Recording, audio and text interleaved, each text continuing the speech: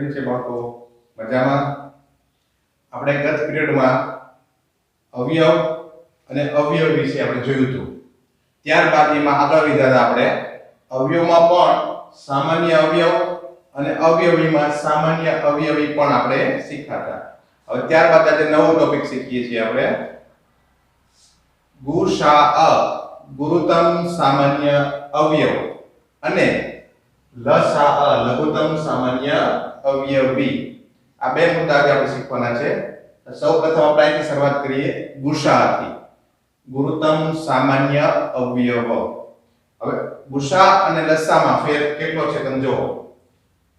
ગુરુત્તમ મોટામાં મોટું, લઘુત્તમ નાનામાં.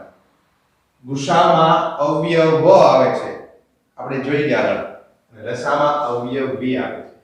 એટલો ફેર છે, બરોબર? ચાલો સૌપ્રથમ આપણે ગુસાની વાત કરીએ. ગુસા એટલે ગુરુત્તમ સામાન્ય અવયવ. આપણે અવયવમાં જોયા હતા દરેક ઘટકના અવિભાજ્ય અવયવ આપણે જોયા હતા. ઉપરાંત અવયવ પણ જોયા હતા તેના કયા કયા ભાગમાં તે ઘડિયામાં તે આવે છે. જેમ કે આપણે ઉદાહરણ માટે મેં ઉદાહરણ લખ્યું છે, આપણે એનું ઉદાહરણ જોશું.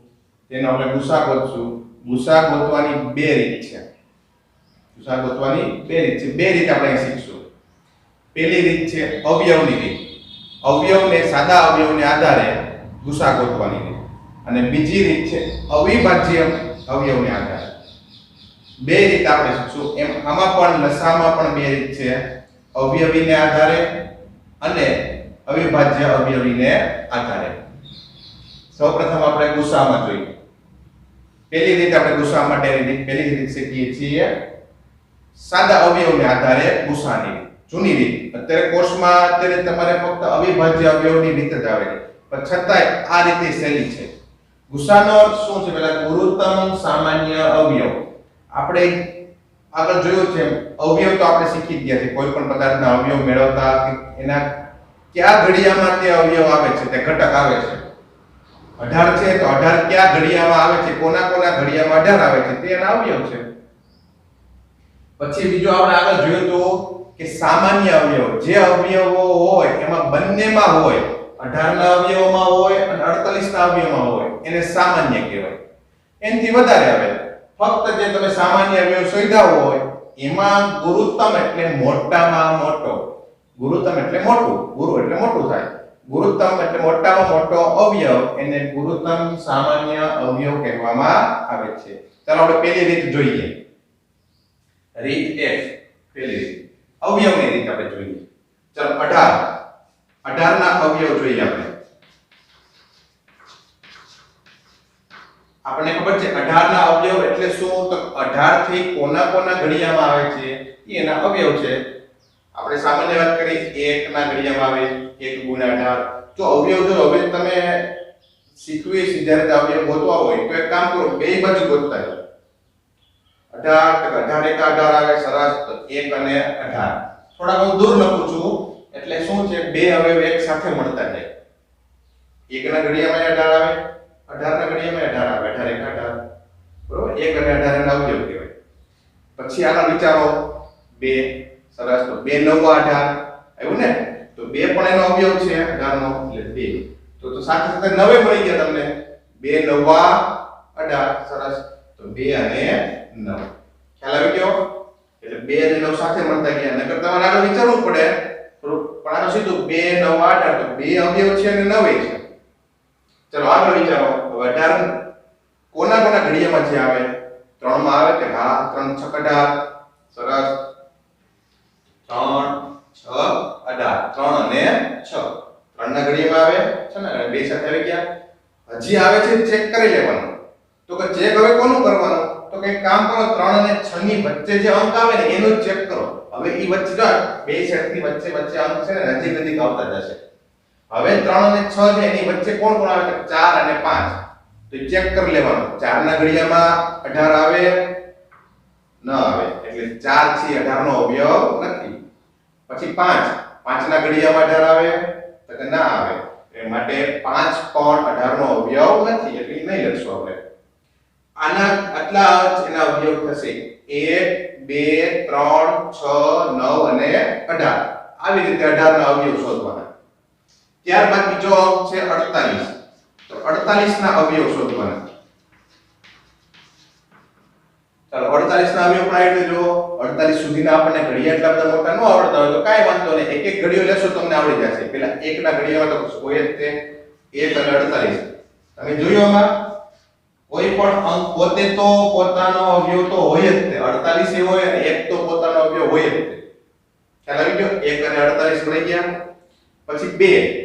હા 24 દુ 48 આપણે બોલતા હોય છે એટલે 2 ના ઘડિયામાં 48 આવે, 24 ના ઘડિયામાં જ આવે એટલે 2 અને 24. તમને વિચાર આવશે કે 2 ના ઘડિયામાં ક્યાં 48 આવે, પણ 2 નો ઘડિયો આપણે 10 સુધી જ બોલીએ છીએ, એવું નથી. 2 11 22, 2 12 24, 2 13 26 એમ પણ બોલી શકાય છે. એટલે 2 અને 24 પણ અવયવ થયા. એટલે હું 2 છે લખતો જાઉં છું. એટલે તમને પાછળના અવયવ ગોતવામાં મોટા ઘડિયા પાકા કરવા, મોટા ઘડિયા સુધી જવાની જરૂર નથી.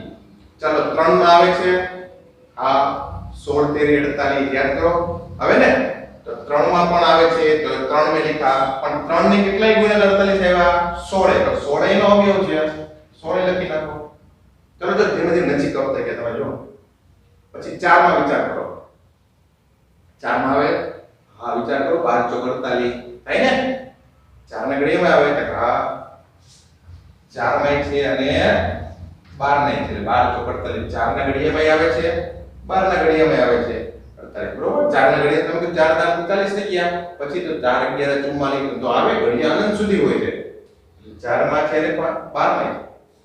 પછી 5 કરો તો 5 માં ન આવે.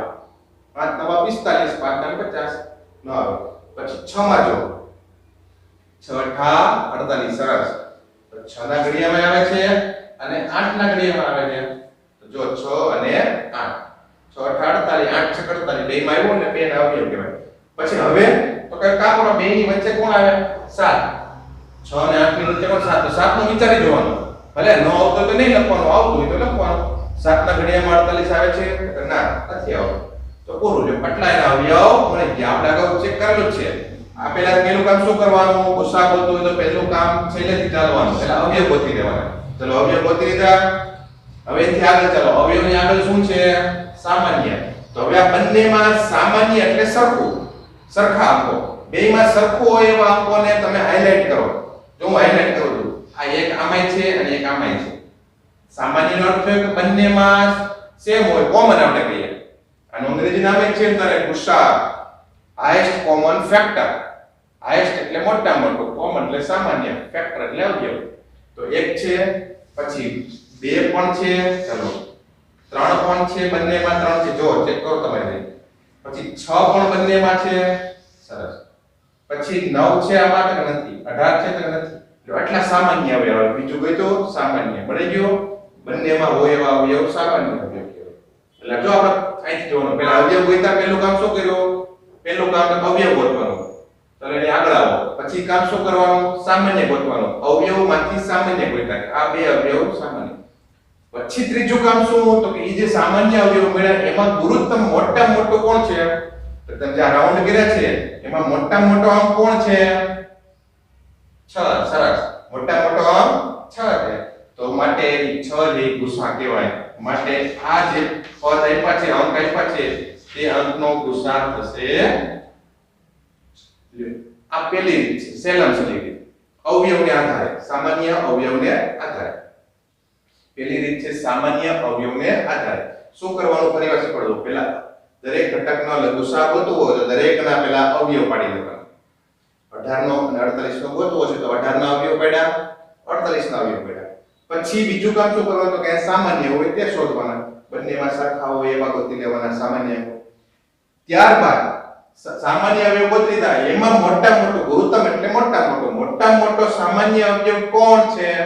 તો કે 6 છે, કે જે બંનેમાં છે અને મોટા મોટો છે. બંનેમાં હોય એવો મોટા મોટો 6 છે, તો ગુસા 6 થશે. આ પહેલી રીત છે ગુસા ગોતવાની, સામાન્ય અવયવની રીત.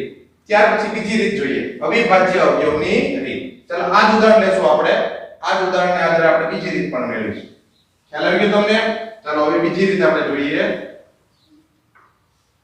અવિભાજ્ય અવયવની રીત બીજી છે અવિભાજ્ય અવયવની રીત એટલે એના અવયવ તો પાડવાના પણ અવિભાજ્ય આપણે અવિભાજ્ય અંક આવડે જ છે 2 3 5 7 11 13 17 19 અવિભાજ્ય અમે 100 સુધીના ગોતેલા રાખેલા જ છે તમે પણ જોયા હશે અવિભાજ્ય અવયવની રીત ચાલો ઈ શું કરવાનું તો જેના જેના અવિભાજ્ય અવયવ શોધો તો અવિભાજ્ય અવયવ શોધતા આપણે ભાગાકારની રીતથી આવડે જ છે ચાલો 18 ના ગોતવા છે આપણે આવી રીતે ગોતવાનું પહેલા ભાગ પાડવાના પહેલા શરૂઆત હંમેશા અવિભાજ્યના નાના અંકથી ચેક કરતું જવાનું ચેક કરવાનું છે લાગુ પડે તો કરવાનું છે ન લાગુ પડે તો કરવાનું નથી ચાલો પહેલા 2 થી શરૂઆત કરી 2 ના ઘડિયામાં 18 આવે તો હા અથવા 2 ભાગ ચાલે છે 18 નો 2 ભાગ ચાલે છે તો હા 2 ભાગ ચાલે છે તો કેટલાય ચાલે છે તો 2 9 18 તો અહીંયા લખવાનું આપણે જનરલી ભાગાકાર આમ કરતા હતા તો આમે તો રફ નોટમાં જો નો ખ્યાલ આવે તો રફ નોટમાં ચેક કરી કો કે 2 ભાગ ચાલે તો હા 2 9 18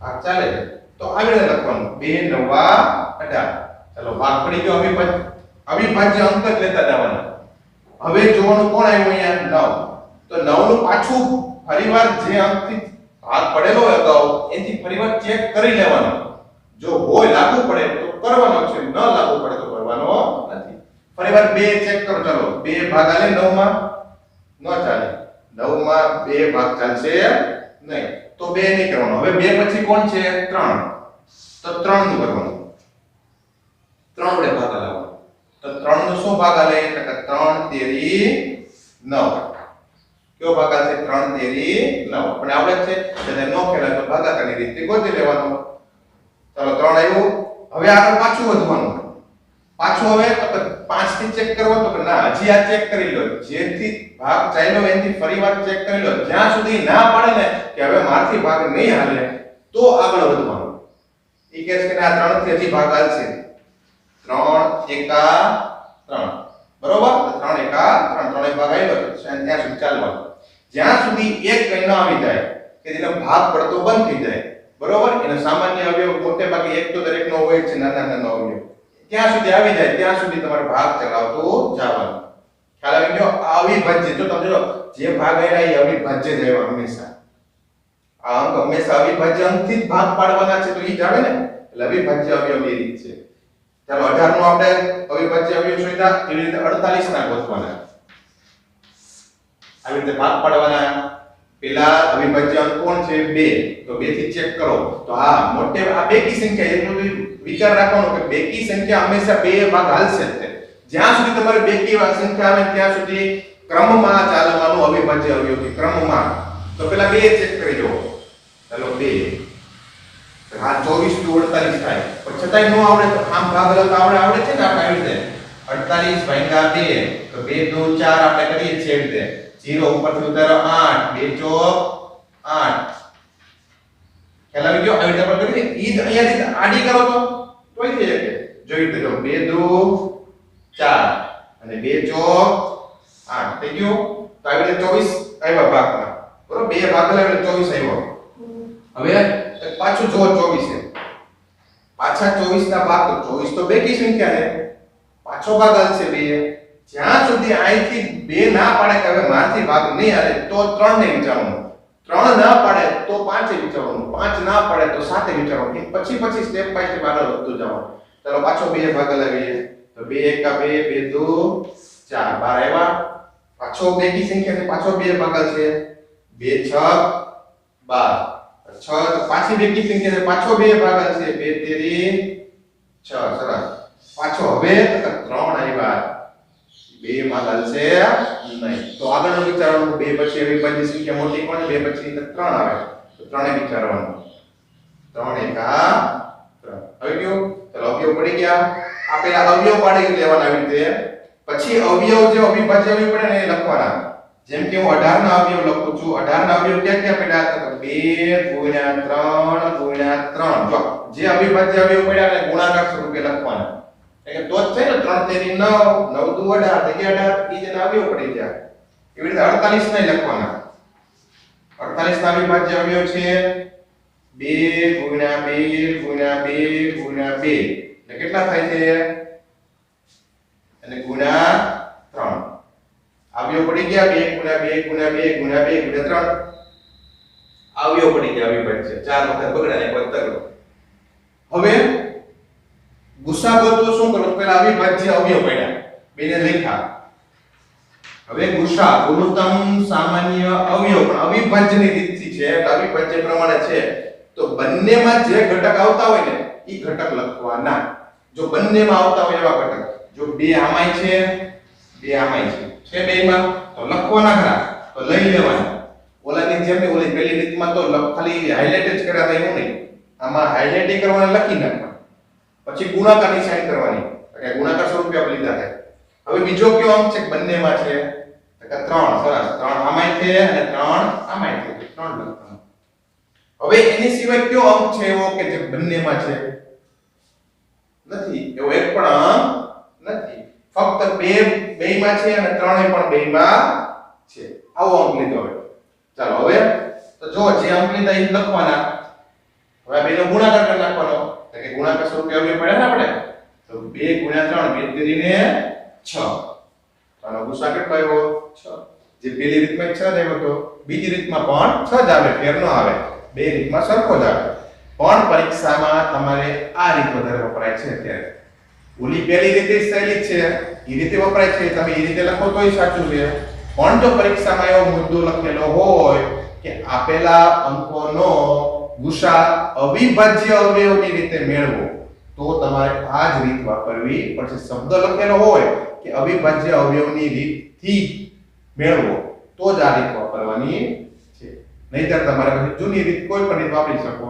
બરોબર એવો નો ઉલ્લેખ કર્યો કે અવિભાજ્ય અવયવની ઉલ્લેખ ન કર્યો ફક્ત એમ કીધું કે ગુસા મેળવો તો તમે કોઈ પણ રીત પેલી રીત અથવા આ બીજી રીત છે તે પણ વાપરી શકો. ખ્યાલ આવી ગયો? ચાલો આ તો ગુસાની રીત. એવી જ રીતે બીજો મુદ્દો છે લસા. લઘુત્તમ સામાન્ય અવયવી છે. આમાં અવયવ હતો આમાં શું છે અવયવી. હવે તમને ઈ અગાઉ શીખવાડી દીધું અવયવી એટલે શું તો કે જે ઘટકનો અવયવી ગોતવો હોય એનો ઘડિયો પણ ઘડિયો 10 સુધી નથી હો. જેમ કે 12 નો ગોતવો હોય તો 12 24 48 12 120 આપણે બોલીએ તો 120 સુધી નથી 12 11 12 12 13 એમ પણ આવે. એ લખતું એટલે અનંત સુધી હોય. અવયવી હંમેશા અનંત સુધી હોય. એ કોઈ નિશ્ચિત હોતા નથી. જ્યારે અવયવ તો ફિક્સ હોય છે નિશ્ચિત જ હોય છે. ચાલો હવે આપણે લસાની વાત કરીએ. લસાનું આખું નામ છે લઘુત્તમ સામાન્ય અવયવી. એટલે શું કરવાનું એમાં બે રીતે તમને કીધી. બે રીતથી જેમ આમે તે પેલી રીત જે કરાવી હતી એ પ્રમાણે આપણે કરીએ. તો પહેલા શું કરવાનું જે ઘટકનો લસા ગોતવો હોય તો તમારે પહેલા એના અવયવી ગોતવાના. પછી અવયવી મળી જાય એમાં સામાન્ય હોય એ ગોતવાના અને એ સામાન્ય હોય એમાં લઘુત્તમ શબ્દ છે લઘુત્તમ એટલે નાનામાં નાનો અવયવી એને લસા કહેવાય. ચાલો આપણે પહેલી રીતથી આપણે ચેક કરીએ. આ દાખલો પહેલી રીતથી પહેલા 12 ના અવયવી. 12 ના અવયવી તો અવયવી તો અનંત સુધી છે પણ આપણે જેટલા યાદ આવે એટલા સુધી આપણે લખવાના છે. તમને જેટલા સુધી આવડતા હોય જો 12 આપણે સામાન્ય ઘડિયો મનમાં પછી યાદ રાખો જોઈએ 12 1 12 12 2 24 તો 24 સરસ. પછી 12 3 36 તો 36 એનો અવયવી કહેવાય. 12 4 48 12 5 60 હવે આગળ વધતા જાઓ 60 પછી 72 84 96 આગળ વધતા જાઓ 108 જે તમે પછી તમે બહુ ઝાઝા ન લખવા હોય તો આમ તમારે અનંત સુધી કરી નાખવાનું.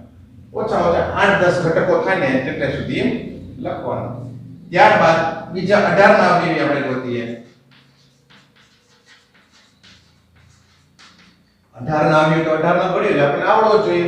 ના આવડતો હશે છઠ્ઠા ધોરણમાં તમે આવી ગયા એટલે 18 નો ન હોય તો આપણે તોય આપણે થોડું પ્રેક્ટિસ કરવી પડશે. આમાં 18 એવું લાગે તો મનમાં વિચાર 18 દૂ 36 એમ બોલતા જતો એટલે તો આવડી જાય. પછી 54 18 ચોકુ 72 18 95 18 108 આમ આનંદ સુધી આવ્યા રાખશે. ઘણા બધા ઘટકો છે. આગળ આવ્યું તો જવાનું. ખ્યાલ આવી ગયો? હવે શું કરવાનું તમારે આ બધા જે ઘટક લેખાયા હતી આપણે જે થોડું કામ લખીએ 96 પછી અહીંયા આગળ આવે 108 આવશે એટલે તો લખીએ એટલે જે બે ઉદાહરણ ઝાઝા હોય ને તો તમને સમજણ પડશે. બરોબર? હવે આ પેલા અવયવી પડી ગયા પેલું કામ આ કર્યું તો એમાં ઊંધેથી આવવાનું. પેલા અવયવી મેળવવાના. અવયવી ગોતી લીધા. ત્યારબાદ શું કરવાનું છે? સામાન્ય ગોતવાના. એમાં અવયવી પણ કેવા? સામાન્ય. બંનેમાં હોય એવા. ચાલો બંનેમાં એવો કોણ છે? 36 છે, આ 36 છે. સરસ. પછી 72 આમાં છે, 72 આમાં છે. જો ઈ સિવાય કોઈ નથી હો. પછી 108 છે, 108 છે. હજી આગળ હોઈ શકે, ઘણા બધા હોઈ શકે. ઘણા બધા એવા જે ઘટકો અંદર આવી જશે. પણ આપણે 3 ગોત્યા છે ભલે. હવે આ સામાન્ય ગોતી લીધા. હા. એમાં પછી આ લઘુત્તમ, આ સામાન્ય ગોત્યામાં નાનામાં નાનું કોણ? તો નાનામાં નાનું આ નજીક અહીંથી શરૂઆત. આ બરાબર નિશાનીથી નજીકમાં બેમાં આવતો હવે કોણ છે? નાનામાં નાનો 36. તો આનો લસાઅ કેટલો થાય? 36. લઘુત્તમ સામાન્ય અવયવી લસાઅ 36 થાય. ખ્યાલ આવી ગયો? આ પહેલી રીત છે લસાઅ ગોતવાની. આ પહેલી રીત. એમ બીજી રીતે છે લસાઅની. બીજી રીત પણ આવી છે લસાઅ ગોતવાની. આપણે તે પણ ચેક કરી લે. પહેલી રીત તો ખ્યાલ આવી ગઈ. લઘુત્તમ સામાન્ય અવયવીના આધારે. હવે આ જ ઉદાહરણ આપણે અવયવને અવિભાજ્ય અવયવને આધારે પણ લસાઅ ગોતીએ આપણે. હવે બીજી રીતમાં પૂછે કે અવિભાજ્ય અવયવને આધારે લસાઅ મેળવો તો બીજી રીત પણ આ રીતે જ કરવાની છે. પણ આપણે કેમ ગુસ્સામાં કરીએ એમ. પણ લસાઅ ગોતવા માટે આપણે જે ગુસ્સામાં કેમ બે અંકને અલગ અલગ વિભાજ્ય કર્યા હતા, ભાગ પાડ્યા હતા, એમ લસાઅમાં બે અંકને અલગ અલગ નહીં, સાથે. બે અંક હોય, 3 અંક હોય, 4 અંક હોય, જેટલા અંક હોય બધાને સાથે વિભાજ્ય કરતા જવાના છે. જેમ કે 12 અને 18 આ બંનેનો સાથે વિભાજ્ય કરવાનો. જેને જેટલાય ભાગ હાલે એટલા એ ભાગતું જવાનું. નો ભાગ હાલે તો ઈની અંક નીચે મૂકી દેવાનો છે. જેમ કે પહેલા અવિભાજ્ય અંક પહેલા 2 છે તો 2 થી શરૂઆત કરવાનો. ચાલો 2. તો 2 6 12. 2 નો આવે ને 2 6 12 અહીંયા ભાગ હાલે કે નહીં? હવે પાછું 2 નો 18 માં ચેક કરવાનું. તો 2 નો 18 નો કેટલાય ભાગ હાલશે?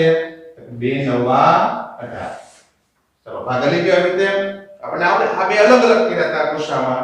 લસામાં બે સાથે ભાગ પાડવાના. આગળ જોવાનું. ચલો 2 પાછો હાલશે. હા, બે માંથી ગમે એકમાં હાલે તો હલાવવાનો. આમાં હાલશે 2 તેરી 6. પણ 2 ને 9 ને 2 ભાંગી શકાય? તો કે ના, એમાં ભાગ હાલશે નહીં. તો એને શું કરવું? તો એને એમને અંક નીચે લખી લેવાનો. તો ભાગ નહીં હલાવવાનો. ઈને ઈ જ અંક નીચે લખી નાખવાનો. તો ભાગ હલાવવાનો નહીં. ચલો થઈ ગયો. હવે તો 2 ભાગ હાલશે તો નહીં. આ 2 તો એકી સંખ્યા આવી. હવે 2 ભાગ હાલશે નહીં. તો આગળ વિચારવાનું. 2 પછી અવિભાજ્ય અંક કોણ આવે? 3. તો 3 વિચારવાનું. 3 એ ભાગ હાલશે? એ વિચારી જોવાનું. હા, 3 ભાગ હાલશે. 3 માં 3 એકા 3 અને અહીંયા હાલે 3 તેરી 9. ક્યાંય ચાલતું હોય એવું જરૂર નથી કે બંનેમાં ભાગ હાલવો જ જોઈએ. એકમાં હાલતો ને એકમાં ન હાલતો કાંઈ વાંધો નહીં. એકમાં હલાવવાનો, બીજો એમને રાખવાનો, બીજો એમને ઉતારી દેવાનો. ચાલો થઈ ગયું. હજી જ્યાં સુધી બેયના અંક અવિભાજ્ય અંક એક એક ના આવી જાય અવયવ ત્યાં સુધી ભાગ હલાવવાનો. હજી તો કઈ છે, હજી આના ભાગ પાડવાના. તો 3 ભાગ હાલે. આ તો એક અંક આવી ગયો છે, એના તો વિભાજ્ય થઈ કે ભાગ પડી ગયા છે, હવે નહીં કરવાનું. ચાલો 3 એકા 3. જ્યાં સુધી એક ન આવે ત્યાં સુધી એને વિભાજ્ય બંને અંકોમાંથી લાગુ પડતું હોય ત્યાં કરતું જ જવાનું. સાથે બેનું લાગુ પડે તો બેનું સાથે કરવાનું. એકનું લાગુ પડે ને એકનું ન લાગુ પડે તો કાઈ વાંધો નહીં, એ અંક એમને ઉતારી દેવાનો. પછી ન લાગુ પડે તો બીજો અંક વિચારવાનો અવિભાજ્ય અંક. એમ કરતા કરતા આગળ વધતું જવાનું. ક્રમમાં ચાલવાનું છે. અવિભાજ્ય અંક ક્રમમાં પહેલા 2 નો વારો, પછી 3 નો વારો, જો ન હોય તો 5 નો વારો, ન હોય તો 7 નો વારો. એમ ક્રમમાં અવિભાજ્ય અંક લેતા જવાના છે. અવિભાજ્ય અંક તમને આવડે જ છે. ચાલો હવે શું થઈ ગયું? તો કે જે અવિભાજ્ય અવયવથી ભાગ પડી ગયા હોય એ બધાય અવિભાજ્ય અવયવને તમારે ગુણાકાર સ્વરૂપે લખી નાખવાનો. જેમથી ભાગ આવેલા હોય ને, ચાલો 2 ગુણ્યા 2 ગુણ્યા 3 એનથી ભાગ ચલાવી લેવાનો. પછી બરાબર નીચે બરાબર કરજો. ગણિતમાં થોડોક સ્ટેપના નિયમો છે. સ્ટેપ બાય સ્ટેપ વ્યવસ્થિત લખવું પડે. આડાઆડો લખવાનું નહીં. લખાણ પણ વ્યવસ્થિત સ્ટેપ બાય સ્ટેપ બરાબર નીચે બરાબર એને લખવાનું. ચાલો અંકોનો ગુણાકાર બધા અવિભાજ્ય અંકો જેટલા ભાગ એટલે ગુણાકાર. તો એનો ગુણાકાર કરવાનો. જો એક સીધો ગુણાકાર આવડી જાય તો સીધો ગુણાકાર કરવાનો. ન આવડે તો મૂંઝાવાને બબેના કટકા કરવાના. જેમ કે આ પેલા 2 નો 2 ને 4 અને આ 3 નો 3 તેરી ને 9. ચાલો 4 નો 9 9 ચોક 36. એટલે સા કેટલો આવ્યો? 36. તો આવી રીતે બીજી રીત પણ છે લસાઅ ગોતવાની રીત. બીજી રીત અવિભાજ્ય અવયવી. પરીક્ષામાં તમને જે રીત પૂછી હોય, સામાન્ય રીતે લસાઅ ગોતવાનું કે તો આપણે પહેલી રીત આવડે તો ઈ કરજો. અને અવિભાજ્ય આવી રીતે કે આ પ્રમાણે તમે કદાચ ન પૂછવું હોય કોઈ પણ રીતે અને તમને આ રીત છેલ્લી પડે તો આ રીતે કરવાનું. કોર્સમાં આપણે આ રીત છે અવિભાજ્ય આવે પણ છતાં ઓલી રીતથી ફાવે તો એ રીતે કરવાનું અને આ રીતથી આવડે તો પણ આ રીતથી કરવાથી ફાયદો શું થશે કે તમને અવિભાજ્ય અંક વિશે બધી ખ્યાલ આવતો જશે અને કોની વડે કેટલો ભાગ ચાલે છે એ ભાગ વિશે પણ તમને ખબર પડશે. ખ્યાલ આવી ગયો તમને? તો આવી રીતે આજે આપણે ટોપિક જોયા હતા ગુસ્સા અને લસા મેળવવી. આના ઉપરથી સ્વાધ્યાય આપેલો છે. એ સ્વાધ્યાય તમારે જાતે પ્રેક્ટિસ કરવાની છે. જાતે પ્રેક્ટિસ કરતા દરેકના ગુસ્સા ગોતવાના કીધા છે તો ગુસ્સા પણ મેળવવાના. એમાં હેડિંગ વાંચજો ખાસ. જો અવિભાજ્ય અવયવથી જ કીધું હોય તો આ બીજી રીત છે તે વાપરવાની. જો એવું ન કીધું તો તમને જે રીત અનુકૂળ સહેલી લાગે એ રીતથી કરવાનું. અને લસામાં પણ આપ્યું છે જે રીતથી પૂછવું હોય તે રીતની ગણતરી કરવાની છે. બરોબર? ખ્યાલ આવી ગયો? ચાલો આવજો.